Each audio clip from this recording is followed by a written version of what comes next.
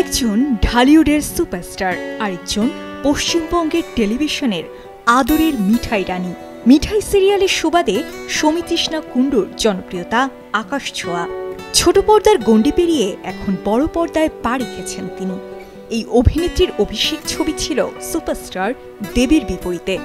এবার শাকিব খানের পাশে এই টলি সুন্দরী। দর্শকরাও ভাবছেন ব্যাপারটা কি।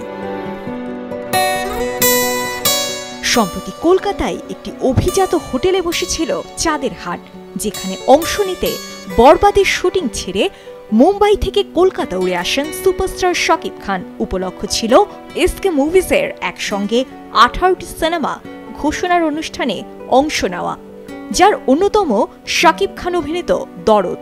সেখানে তার নায়িকা বলিউডের সোনাল চৌহান। তবে সোমবার শাকিবের পাশে পাওয়া গেল সৌমিতৃষ্ণাকে।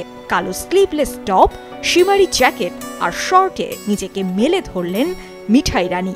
অনুষ্ঠানের ফাঁকে জমল দুজনের আড্ডা। ক্যামেরার সামনে দুজনের রসায়ন দেখেই স্পষ্ট এটা তাদের প্রথম আলাপ নয়। শাকিব সৌমিতৃষ্ণা কি খুব শীঘ্রই পর্দায় জুটি বাঁধবে? প্রশ্ন ছুড়ে দিতে দেরি করেনি ভারতীয় মিডিয়া। উত্তরে সৌমিতৃষ্ণা বলেন, শাকিবে মুগ্ধ হয়েছেন ওপার বাংলার এই অভিনেত্রী। তিনি বলেন, খুব ভালো লাগলো কথা বলে। আমাদের এখানকার সুপারস্টাররা দেব যে যতটা আন্তরিক, শাকিব খানও ততটাই আন্তরিক। সৌমিতৃষ্ণাকে নাকি শাকিব স্পষ্ট বলেছেন, এখানকার অনেক অভিনেত্রীকেই ওপার বাংলার মানুষ অনেক পছন্দ করে। নিশ্চয়ই আমরা একসঙ্গে কাজ করব। শাকিব খানের সঙ্গে কাজ করার খুব ইচ্ছে সৌমিতৃষ্ণারও, তবে সে বিষয়ে এখনই কোনো কথাবার্তা এগোয়নি। সৌমিতৃষ্ণা বলেন, আমি শাকিব খান থেকে শাহরুখ খান সবার সঙ্গে কাজ করতে চাই। তাদের সঙ্গে কাজ করতে পারা তো জীবনের এক একটা অভিজ্ঞতা।